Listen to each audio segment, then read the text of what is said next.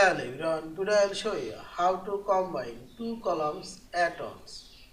Open your Google Sheet and dragging your mouse, you can select two columns. Now click this combine option. You can merge horizontally, select OK. Also you can merge vertically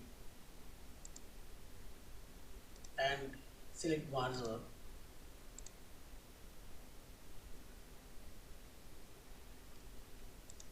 Also I'll merge these two columns at once.